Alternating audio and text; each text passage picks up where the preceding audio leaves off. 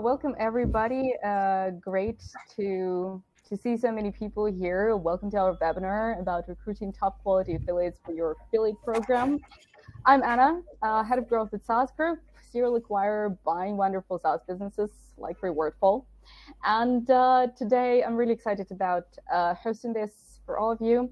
And here's our super exciting panel here.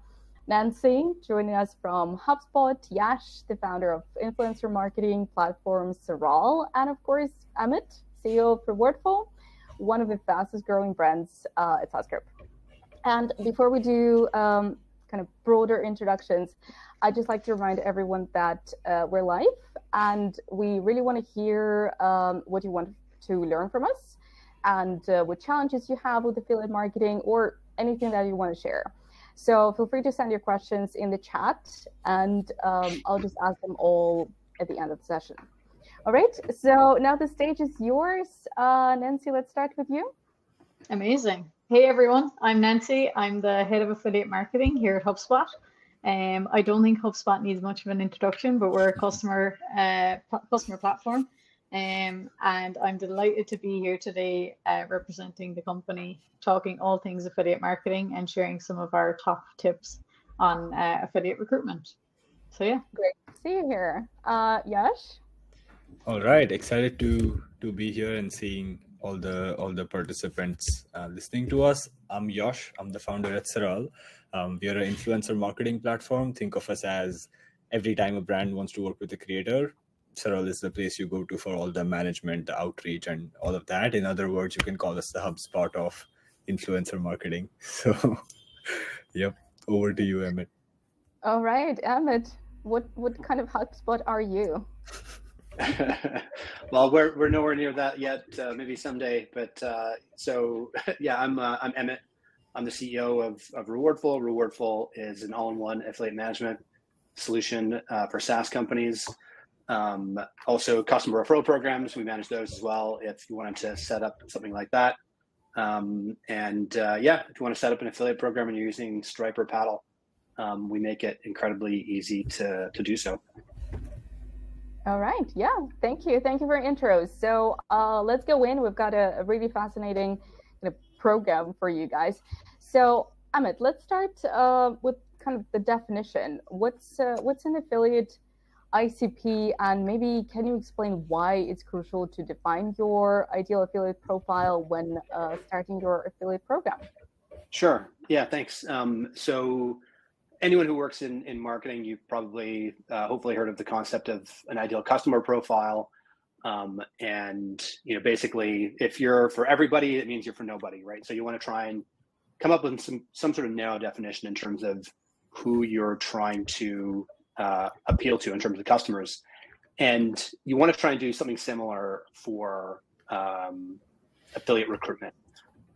It's tough to come up with like a super narrow profile in quite the same way you would for a customer profile, but actually your ideal customer profile is very important to have in mind when you're trying to figure out your ideal affiliate profile. Who your ideal affiliate profile is going to vary a lot based on who your ICP is. So, for example, if your ICP is a solopreneur who's building a SaaS business, then you want to find affiliates who can put you in front of these people, right?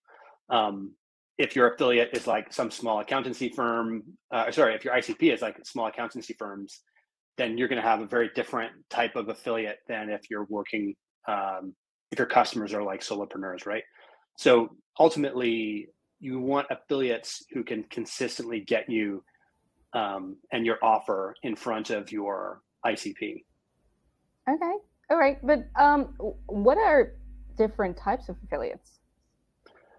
So this is one of many kind of different sort of mental models that I try to share with people sometimes. Is basically somewhat of a oversimplification, but basically you have like generalist affiliates and specialist affiliates, and this isn't necessarily like industry nomenclature. This is just something I kind of came up with. But generalist affiliates oftentimes will be kind of like professional affiliates. They're arbitrage experts, right? Like they're just trying to find some way to make money, either using like pay-per-click ads or SEO content sites, specifically because they're trying to make money. So that would be kind of like a generalist or a professional affiliate. And the other category would be like specialist affiliates, is kind of what I'd call them. And these would be more kind of like your influencers and people like that, who oftentimes they'll have a more earnest interest in whatever your topic might be, right? So like small scale, you might call them like creators. Larger scale, you might think of them as like publishers, right? It might be like some sort of content site that is for a particular niche. So it could be blogs, could be online publications, or it could be like some sort of social influencer who's got a pretty specific domain of expertise. Like, let's say, I don't know, an influencer who's got like an audience geared towards fishing, and you're trying to promote an affiliate program that's for fishing or something like that. That's more of a specialist. They're focused mostly on sort of the content first, as opposed to these more kind of professional affiliates that they're going to be more interested in I'm just going to go try find where I can make the most money on the internet and try and find affiliate programs that are going to suit them the best. Ultimately, your affiliates really just want to find, there's two things really that matter for your affiliates, right? And those are content and then monetization opportunities. And so if you think of more of that sort of specialist group of affiliates, for them, content is really important, right? So like the example I gave of someone who's like a fishing YouTuber, or they've got like a content site all about fishing or something like that, right? They're really interested in content that's going to be relevant for their audience. They want to be able to make money as well, but everything needs to be much more relevant to that particular audience that they have and the type of content that they're interested in. And so maybe actually a great example I see a lot of on YouTube is YouTubers who are like filmmakers or videographers, and they do a lot of like product review. They'll do like a camera review or some sort of gear review, and the content itself is relevant to the audience, but also their affiliate offers. They're selling through, Amazon affiliates and things like that, right? So for them, the relevance of the content to their audience is very important. For a generalist affiliate, they might not care really about like the content much at all. They're just looking, what are the sort of the arbitrage opportunities? Where can I get cheap pay-per-click traffic? What are SEO terms that are low competition, but the affiliate products that I could sell are quite profitable, so they can kind of find an arbitrage opportunity. So yeah, those are kind of the two sort of buckets, high level. Within those, you can find all sorts of different variants of that. But basically, you've got your specialists who are very content focused and very niche down into particular areas, and then you've got your sort of generalist affiliates that are kind of much more just opportunistic, and they're going to kind of just go for wherever sort of the opportunities are online. So.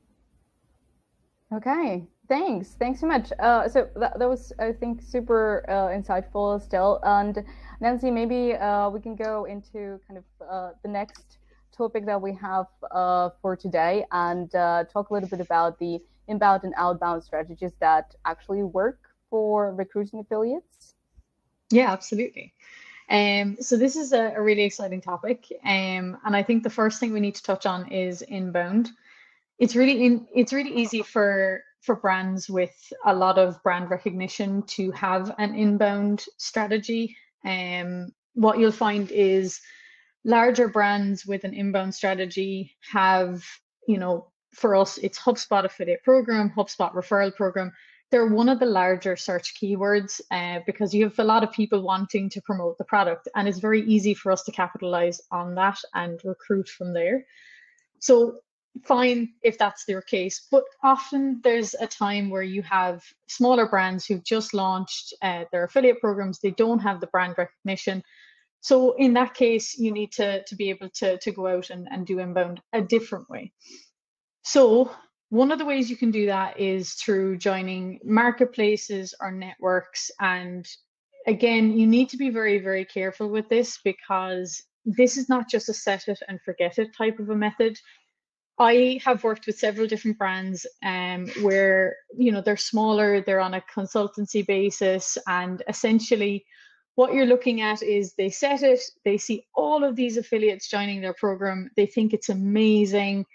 It's not, you know, 9 times out of 10, they're smaller affiliates. They're not driving quality signups. They're just driving signups, and it's just driving traffic to your website. And you need to be really careful with what you let into your program. So that's where your application process comes into place, which is where you need to lean on that affiliate ICP that Emmet was talking about. So from there, then you can also then lean on other areas for the inbound strategy, which is also incentivizing your current partners to refer other people. Again, you and I talk to people in our cohort, you know, we know other people in the industries that we're in. It's the very same with affiliates. They all hang out in the same place. They all talk to each other. They all attend the same events. So why not incentivize them? Say, if you refer someone, you know, we'll give you a certain bonus, or we'll give you extra commission, whatever it might look like.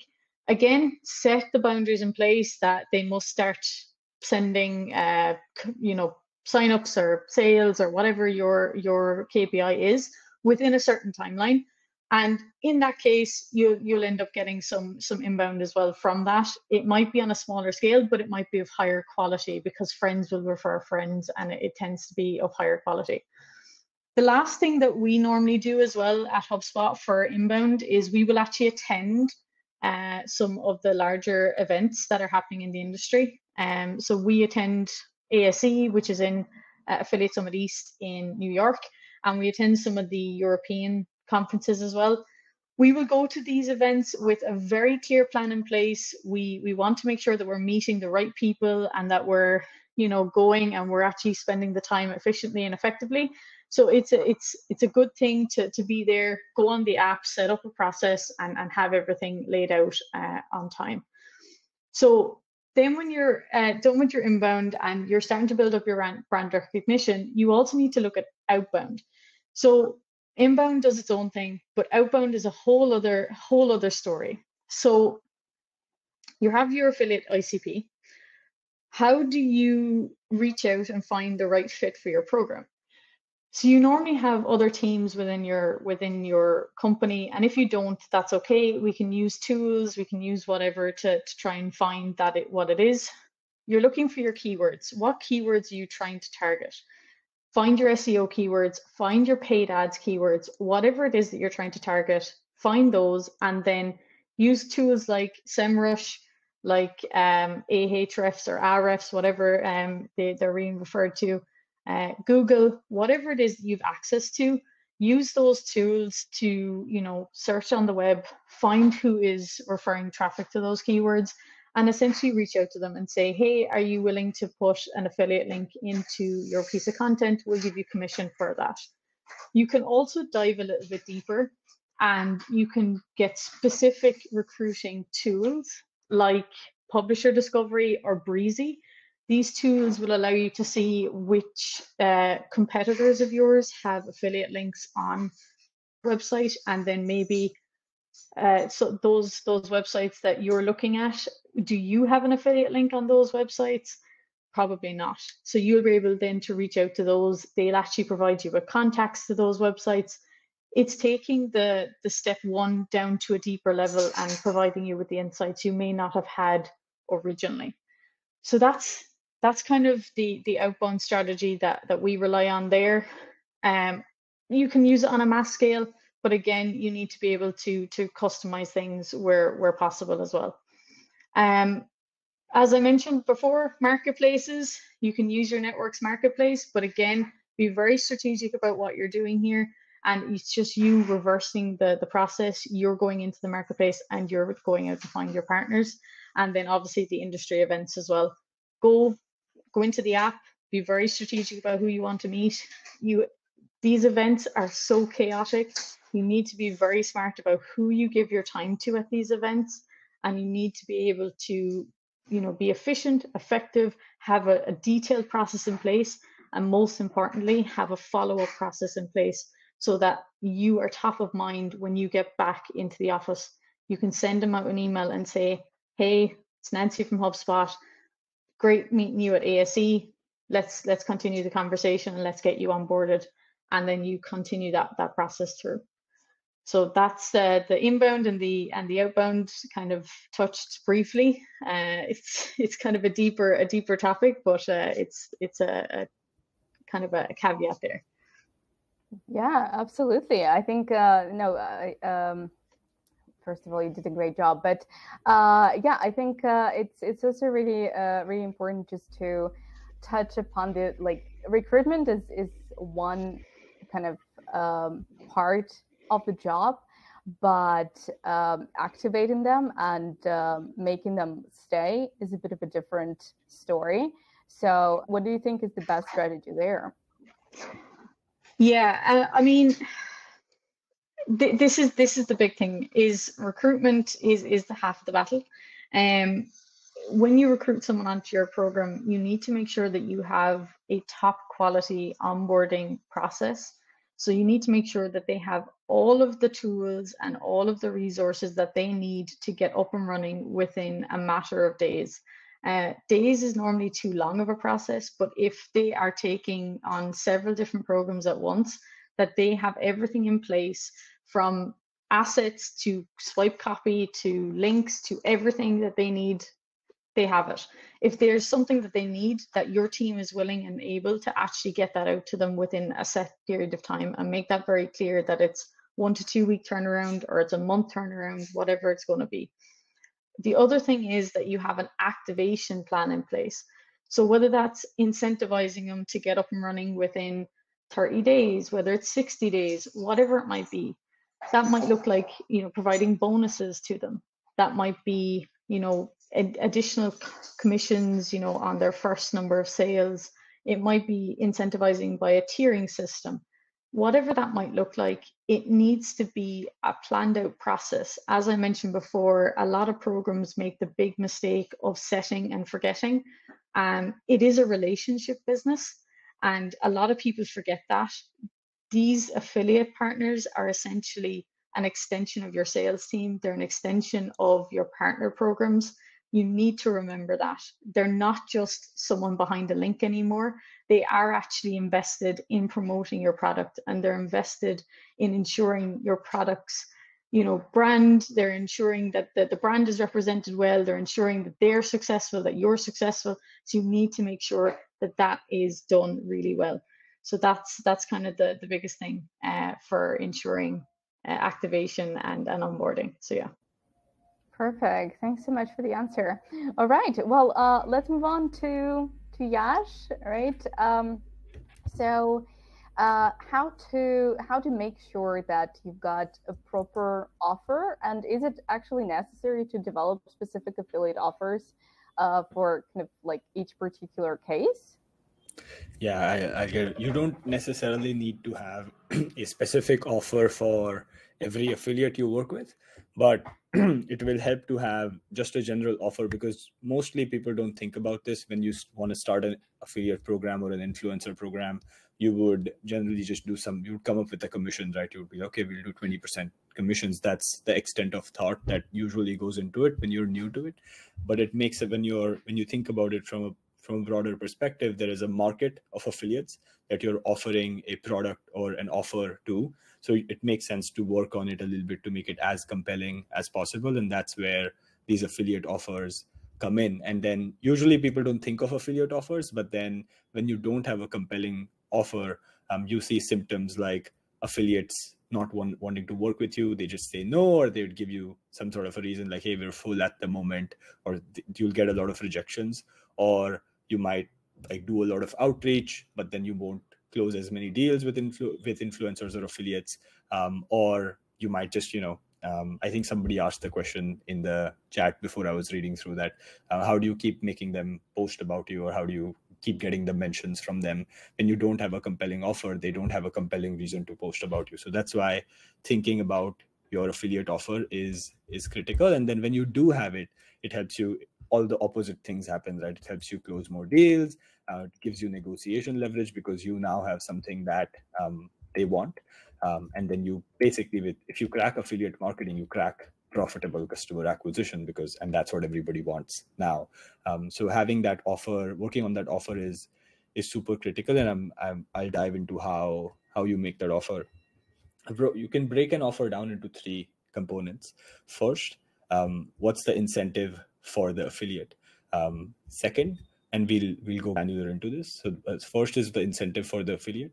Second is what's the special offer that you have for the people that will come through their link? And third, are you going to offer any exclusive perks for them? Like I think Nancy also touched upon bonuses. So that'll come under perks, right? So usually when you think of affiliate marketing, you would only look at the first option, which is, hey, this is our affiliate commission, but you're missing out on 2 other critical components that enhance your offer a lot. So the first is pretty simple. You would either have a percentage affiliate or a flat fee. So we'd pay you a percentage of the sale, or we'll pay you a fixed fee for every sale that you drive. So that's the first. It's pretty simple. You just ask yourself, what can we offer to the affiliate? And usually it's a percentage or a flat fee for every conversion or every key event that they drive. The second one is more interesting because most brands or most apps won't do this. So you got to make something special for people to come through them, right? I think somebody also had a question about how do you make sure that attribution is done correctly in the world of where cookies are being banned and, all of this is happening, and people conversion behavior might not necessarily be clicking on an affiliate link and immediately making the conversion. It's actually fairer to your affiliates if you have a proper perk for their audience, because what happens is they can't get that anywhere else. So for example, if you're a SaaS company, you could offer a longer free trial for their audience, which means that whenever they buy, they are incentivized to, not only is the affiliate incentivized to make a sale for you, the person who's buying the customer is incentivized to buy specifically from that link. So you come up with a special offer for their fans or their audience.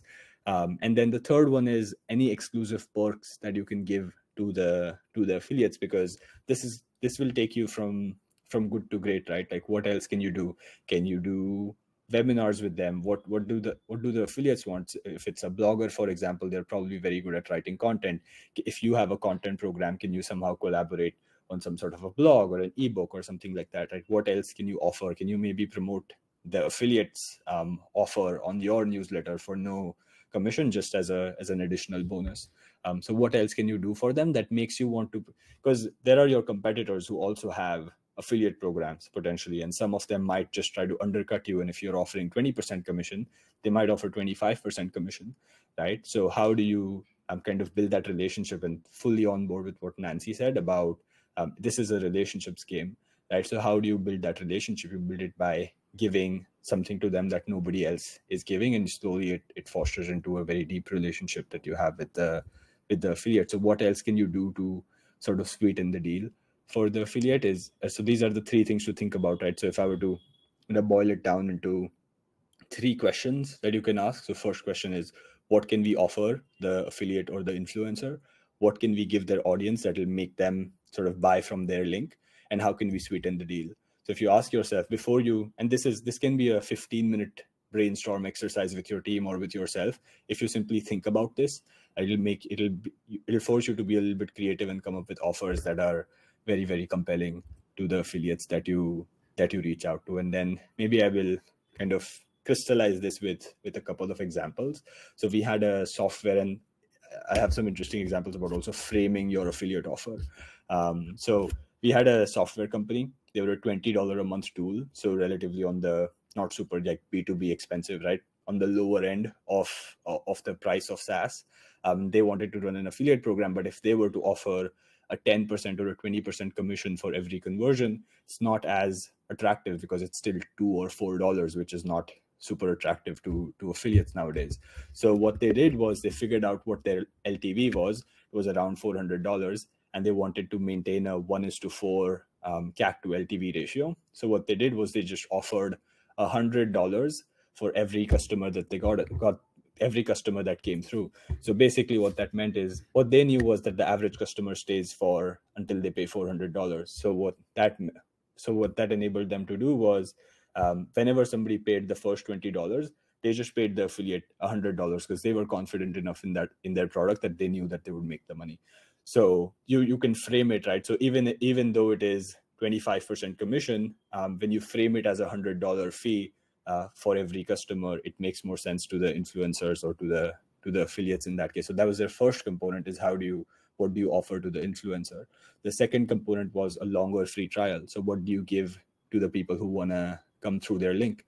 It was a longer free trial. So I think the default trial was around 7 days. They offered a 21-day trial to people who come through that link, which means the audience was incentivized to get a 3x longer free trial period if they came through their link. So you don't always necessarily have to discount your product. Again, for a $20 a month product, you don't, because that first thing that comes to mind when you think about what can we give their audience is a discount. And we operate we mostly work with e-commerce brands, so it's usually a discount.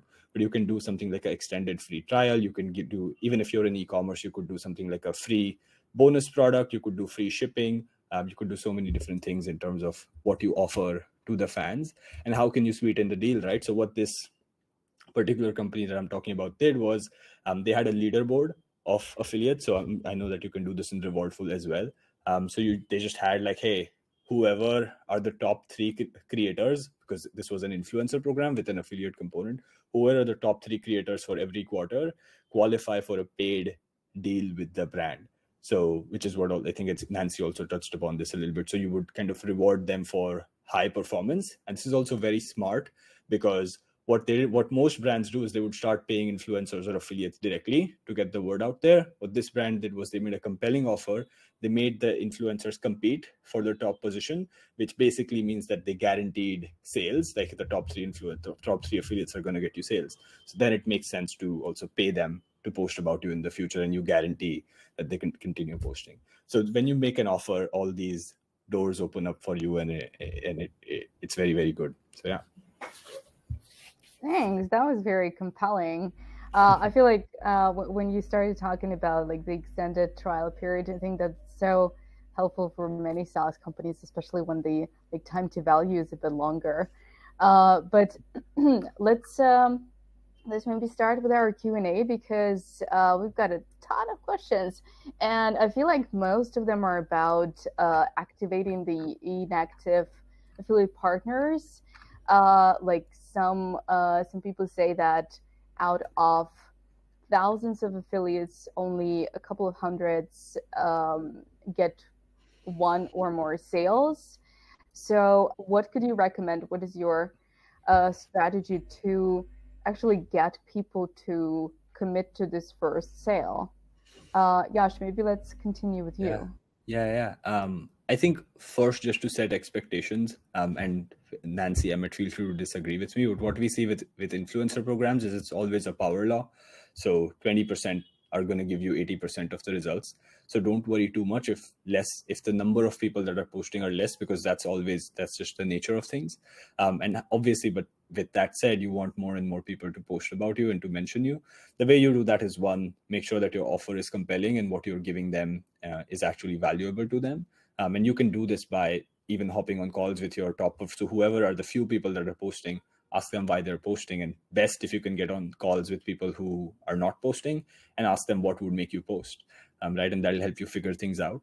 Aside from that, I think having that right, maybe they just don't know what to post. So having some sort of onboarding materials or resources really helps. We've seen that brands sometimes on Saral, we've seen that when they send some sort of inspiration also, like, hey, here's 5 influencers that got, because that's what they want, right? They want to get views, they want to get reads, they want to get hits on their blog, right? So if your product or your brand can be an excuse for that, you got to position yourself as an excuse to get views, right? So hey, here's like 5 other affiliates that got this much amount in sales, and this is what they posted. Maybe you could try something similar. So you kind of push the offer on them and give them specific examples of what to post, and that really incentivizes them to do better. But I'm curious to hear what Nancy and Emmet have to say on this. Yeah, that's great. Nancy, let's continue with you. Yeah, absolutely. So as Yash mentioned, it's the 80-20 rule in most affiliate programs. It's in every affiliate program. And there is no simple fix for this, unfortunately. it is as simple as that you're going to have an incentivization problem across the entire affiliate sector. A lot of affiliates, what they'll do is because when you join a network or when you join a platform, you're going to be added to their marketplace, and a lot of affiliates will just join the new kid on the block. They'll just join the new SaaS solution that's been added. And when that happens, they go in, they have a look, see what's on offer. If it suits them, they'll start promoting. If it doesn't, they'll just move on. And sometimes what will happen is they'll take their link, they might put it on the website, they'll see what it'll do itself, and then they'll just see that it doesn't do anything itself, and they'll move on. They'll say, okay, it's not worth investing the time. Sometimes what it takes is keeping it top of mind. So as I mentioned earlier on, it takes that onboarding flow to be really, really on point. You know, every single day of their new journey with you needs to have something new. So over the first 2 weeks of them joining your program is the most important. It's when they're most keyed in with your brand. So you need to have something. You're not there to torment them over the first 2 weeks. That's not what you're there for. But over the first 2 weeks, have a laid out plan. So it's, what are your products, and break it down very, very simple for them. They don't need to know everything. They're not there to resell your product. They're just there to promote it. What regions are you most successful in? What is your customer ICP? Who is it most successful with? And what are your customers loving? And provide all the assets in the email for them, and have a resource center for them with all the assets stocked. And then sometimes you will still have that fall off. You will have that fall off. It is going to happen. So when you have that fall off after the 2 weeks, or after the 30 days, or after the 60 or 90 days, you're going to have that bucket of inactive affiliates. Grab those affiliates and put them into an inactive nurture. You know, have a separate section for them and give them a new incentivized piece of commission. So it might be, give them a challenge to hit. So it might be a content challenge where you ask them to create a piece of content and give them a bonus for it. Or, you know, have them, you know, if you send us 5 sales this month, we'll give you an additional bonus, whatever it is. An awful lot of brands will want to not change what they're doing, so not change the commission that they're offering, but still want affiliates to change what they're doing. It's unfortunately not possible, because you're not going to work for free either. And they have to put in a lot of effort in order to produce some results. So would you create content for free, or would you create content in the promise of nothing? No, you wouldn't. So you need to make sure that if you're going to target these people who haven't activated in your program, that you're giving them something to actually try and activate for. And yes, you're going to have people, if you target 100 people, you might only get 5 to 10 people that will actually engage with that. And that's actually a good result. If you get higher, amazing. You've got a fantastic result from that campaign. But you then try something else with them. If you could even pull out their stats, are they content affiliates? Are they PPC affiliates? Are they, what are they, what is their niche? And then target them even further, break them down even further, and then target them with a specific campaign. Because it's not a one size fits all for all affiliates. A PPC campaign affiliate is not going to care about a content campaign. They're not going to care about that. So you need to be able to target them. You need to go where they are. And that's the biggest thing when it comes to incentivization. And it's the biggest thing when it comes to inactive affiliates. You need to remember that the 20% rule is, it's evident in every single affiliate program I've seen. And it's just the way that the industry is. And that's okay. That's great. Thank you so much. Emmet? Yeah, not too much to add, because both Nancy and Yash, I agree with pretty much everything they're saying. The only thing I would disagree with is, and instead of 80-20, I might say it's more like 95-5 or 99-1, or you know what I mean? Like the ratio, and we see this across the entire platform, you know, across Rewardful. I've never seen a program that had like, the only time I've seen a program that didn't follow that was because they had 10 affiliates that were handpicked, and they were all, you know what I mean? Like if you have any kind of scale in your program, you're going to have a disproportionate number of people that are inactive and a very small number of people that are doing anything. I think like great tips there in terms of you want to have some sort of like activation process that you have in place, whether it's adding affiliates to like an onboarding email sequence or something like that. Something we've set up is we've got an email sequence that we send out. We integrate Rewardful with ConvertKit, so you can just have like a sequence that affiliates get that kind of, like, you know, Nancy said, it's like you want to be educating people on like how best to talk about your product, what are the different types of places that that make the most sense to kind of promote to. I'd also just say that, like, to this idea of power law, it's kind of like, you know, yes, there's different processes and all the stuff that we've said, like different processes and systems to try and keep your average affiliate as engaged as possible. But really, it's the lesson I've taken away from this, from the industry, is like, this is the importance of thinking of affiliates as partners, and the importance of outbound, to actually go in and find people that you want to promote you. Because if you're just relying passively on people kind of stumbling across you and then promoting you, you're not going to find the best people to promote you, like, by accident, right? Like, you need to go out and find the people that, like, I think this is going to be a really good audience that's going to be interested in our product, and they really, you know, that the whole idea of like an affiliate ICP, I think that's a really important concept, because just like, you know, if someone's tripping over your program, it's not going to be, you know, you're not going to get great results. It's actually, it's funny that I think it was TG from Beehive who asked the question, and it's their program he was talking about with sort of the activation challenge. And actually their program is one of the best programs I've seen in terms of what they're doing to activate affiliates and the resources that they're providing for people. I signed up for their program so I could see all the different emails that people were, you know, getting from them.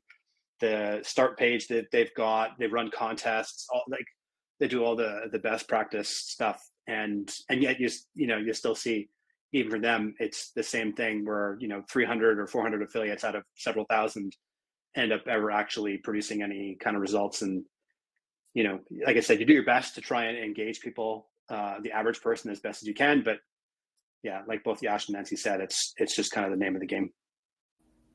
Okay, all right. Thank you. So I'm going to combine two questions into one, because I think they are kind of related.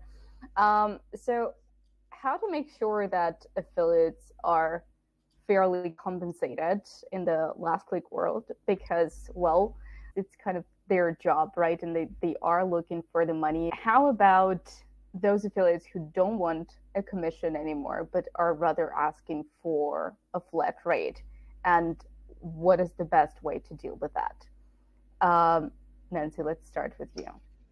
Yeah, absolutely. The flat rate issue has been kind of sneaking into the affiliate world over the last number of months, I suppose, more so than anything else, especially in the EMEA market.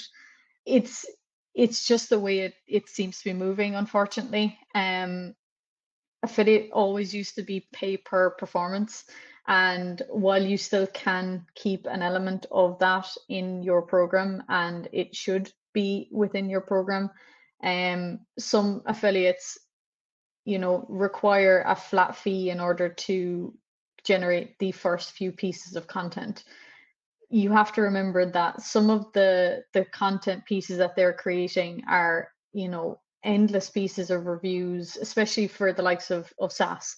You know, they might be thousands and thousands of words on, you know, or HubSpot review or whatever it might be. And again, you're not paying for the review. That's not what you're doing, but you're trying to assist them in getting up and started in your program. And so what we have done at HubSpot is we've actually baked that into our margins. So if we are paying out, you know, normally on a pay per performance basis or on a CPA, so a rev share basis, we are baking in the flat fee rate into our margins that we would normally pay out, and we spread that out over the cost of the lifetime of the affiliate. We also require that the affiliate link stays in a piece of content for a set number of time period, depending on the amount that we've paid, and that is set in a legal agreement. Simply because we want to make sure that we're getting our return on investment with the amount that we're investing in, and that's how we handle that part. The second part of the question, which Anna, remind me if I'm wrong, is making sure that they are fairly compensated. Right. Yeah, so fair compensation. Look, the biggest thing is transparency with your partners. A lot of partners will always come back to you and say, look, we need more money, we need this, we need that.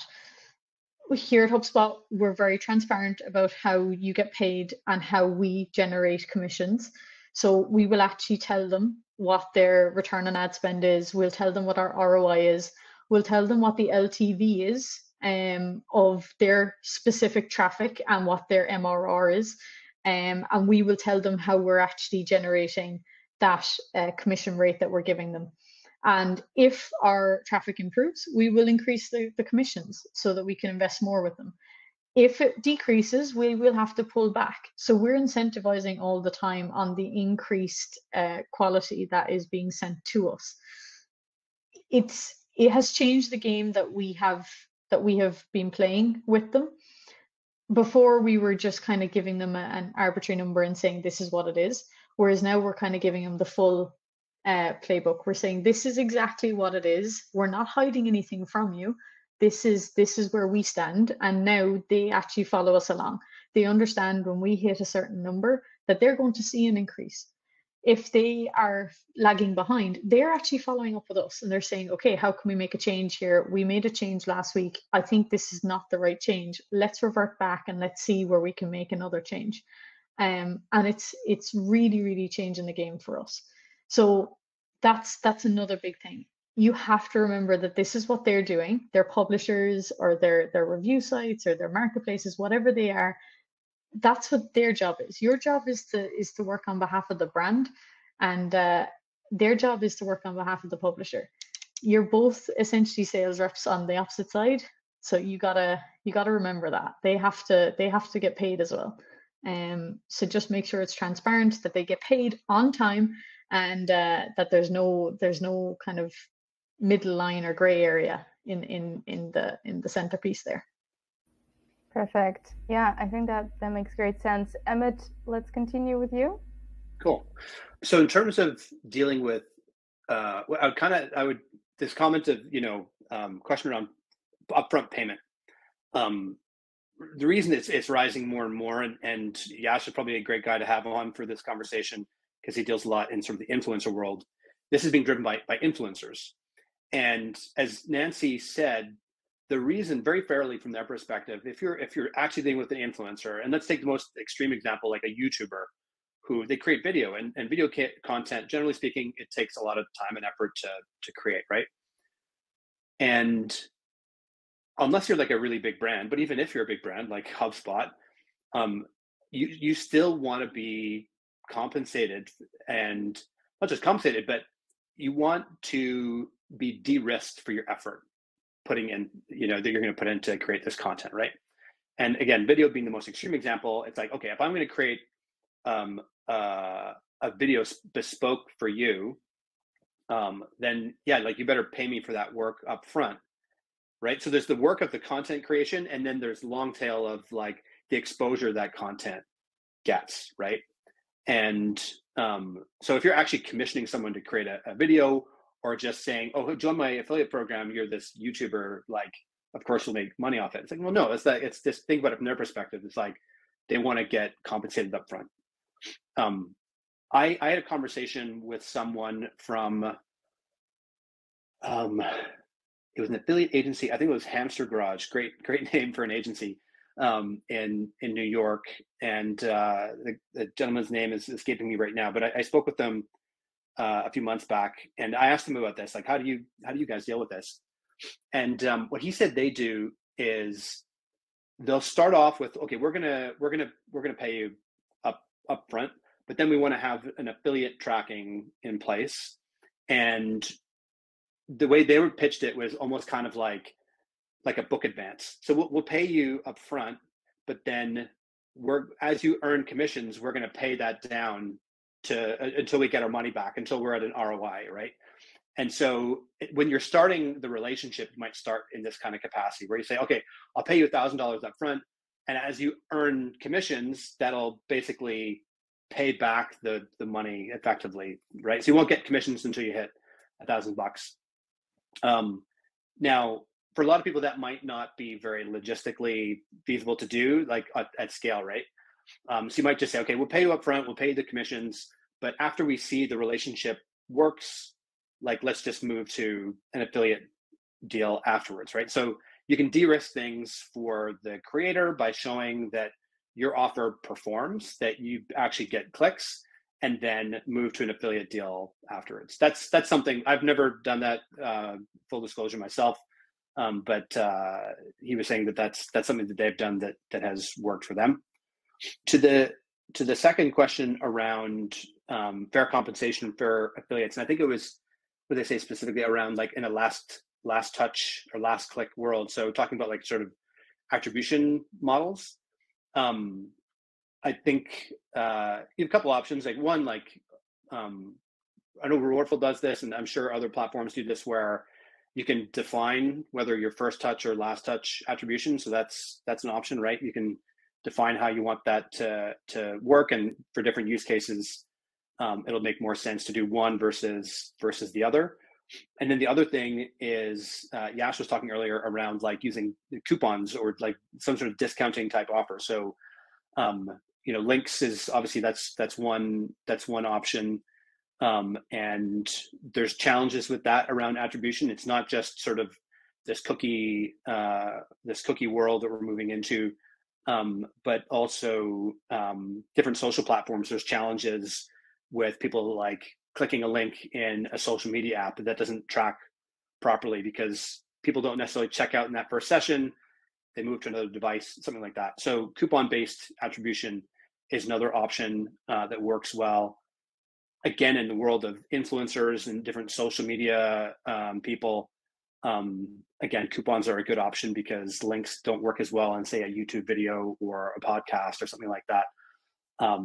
Incidentally, just quick plug, we are working on releasing coupon-based attribution at Rewardful sometime the next few weeks. That'll come out, but shameless plug.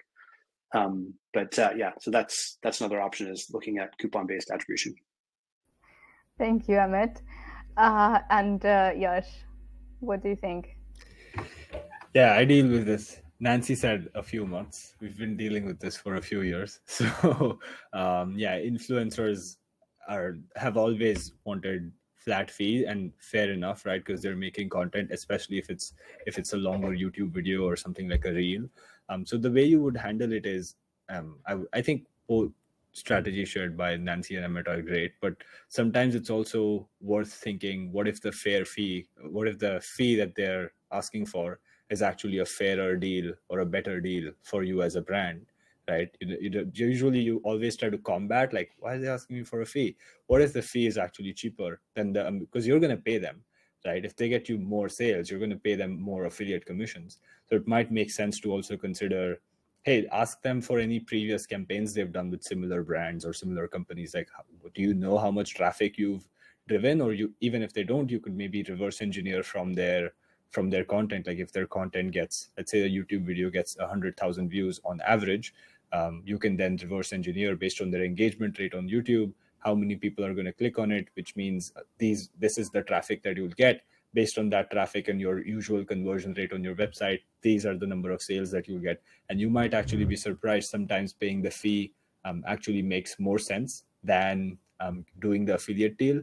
which is also something I just wanted to add this angle to it, because I think that gives people something to think about. And there's a lot of tools online. In Serral also, we have a Chrome extension, again, continuing the shameless plugs, which just, you can click on it and then it just shows you what we call a fair fee for that influencer. This just works for influencers. So it'll be like, hey, if you want to pay this YouTuber, here's a fair fee to pay them. So if their quote is around that, then you'd be pretty safe just paying the fair fee amount to that person. So that's the angle I would add to the first question. So something interesting to think about. On the second one, yeah, attribution is always going to be difficult. So just make sure that you have a compelling offer that makes people click on the link or use their coupon code to buy. But then I think overall, I think it's with you don't know what's going to happen. I think coupon codes are great because with cookies being less and less effective with affiliate, it's great so that it's more user focused. Sometimes you could also do a post purchase survey, because usually especially in the influencer world, maybe a little bit different on the affiliate side, it's never one influencer that ever drives the sale. Like if you're buying a skincare product because you saw it on Instagram, you didn't see one person post about it and that made you buy. You saw 5 people post about it across 2 months. And then the 5th person, when they posted, were like, yeah, my cream has just exhausted, I'm just going to buy. That doesn't mean that the 5th influencer is way better than the other 4 who posted, right? So attribution is always going to be difficult. So just make sure that you're profitable on a program level. And that should take care of you. So yeah. Thank you, guys. I think that covered it pretty extensively. And we probably have just time for one more question. And I think this is kind of the shorter one. What is the ideal structure of an internal affiliate team for a company? Emmett, you have a strategy. Yeah, well, I was just going to say for this question, actually, like I don't have a whole lot that I can really offer. We're a very small team. Rewardful, we're a team of 9, soon to be 10 people, and we've got one person who part of their time is spent managing the affiliate program, and I kick in a bit as well. But I imagine Nancy is probably the only one who's really got any meaningful contribution to this, working at such a large company. Yeah, absolutely. So we at HubSpot, we are a team of 6 currently. So we have 4 in-house, including myself, and then we have 2 external as well. So that is currently, and we are looking at 2 others as well for region specific. So what it currently looks like is we have myself, who is strategy, budget management, etc. Then you have we have someone who looks after all of our top performing partners on a one-to-one basis. So they are the white glove treatment, they are the elite partners, they are the individuals who essentially require weekly calls or custom reporting, whatever it may be. They get the white glove treatment, and they are the 20% of the program, and that is a game changer. They are that individual who looks after them is that's her only job. Then we have someone who looks after 2 individuals who look after the rest of our program. And that is essentially the content creation, the onboarding, the inactive, the activation, everything else basically. We have content creation in-house, we have landing page support, we have regional support, we have everything else, and that's essentially how our team is set up currently. We also then have 2 affiliate marketing assistants. So they essentially are our email support. So we have full email support pretty much all the time. So anyone who emails into affiliates at HubSpot.com will get support from us whenever they email in. And we have someone there waiting to answer your queries, provide content audits. So if someone is joining our program and they want to know if there's any existing content on their website that we may be able to just insert links into, they do that as well. And they also do some reporting for us on a day-to-day basis. And then we are also adding 2 new individuals to our team, which are to look after one-to-one support, like our top tier partners for both the French region and the DACH region. So we are expanding into EMEA with a white glove treatment support in the coming months. So yes. Cool. All right. So now we all went through shameless plugs. Yash, do you have something to add? Yeah, I mean, not much, because we primarily work with SMB brands. So most of their teams are either just 1 or 2 people managing the programs. But what I have seen is usually I've seen both ends of the spectrum. So I've seen brands with 20 people influencer teams or affiliate teams, and I've seen brands with just 1 person, sometimes even part-time, managing their program. And depending on the scale that you're at, it would depend. Obviously, when you're as big as HubSpot is, you would need a larger team. So I guess the answer to that question really depends on the stage you're at as a company or as a brand. Usually, to kind of I like to frameworkize things. So to abstract away from both the larger teams and the smaller teams, it's either, I've seen it split either by role or by region or both. So because there's this process of getting affiliates, right? Like identification is key, then outreach is the second key part, and then management and relationship building is the third key part. So with these larger, like 20 people teams that we've seen, there would be specific people focused on just identification, then another team that's focused just on outreach and getting them on board onto the program, and then the last part of the team is focused on management and relationship building and activation and all of that. So it's split by that. And then another axis in which you can split it by is by region. So mostly we've seen this with European brands, especially because influencers in France speak French, influencers in England speak English. So they would have different people in different regions managing outreach in French, for example, or in German, for example. So brands in Europe would have that also. So usually that's how it is. I've seen teams split. So yeah. Okay, thank you. Well, there are quite a few questions left, so I feel like we have to do this again sometime. Yep. But thank you so much for this super insightful session. And thanks everyone in the audience for listening, for being so active with your questions. I'm afraid we have to finish here. But I would also like to remind you all that every one of you is getting the Affiliate Marketing Playbook, the compilation of all the best strategies that we've just covered and a bit more. So yeah, thank you so much for doing this. Thanks, Anna. Thanks a lot. Oh, and one last thing before people go, if you haven't already registered, go to go to roarfill.com/course. And we've got a course that's coming out in the next couple of weeks here, and we'll have a bit more content in there. So it's a free course, so no cost. And check out getsorel.com. Everybody already knows HubSpot, so no need to ping that. Yeah, exactly. No plug needed. No plugging. Yeah. Okay. Yeah. Right. Amazing. Thanks, guys, for coming.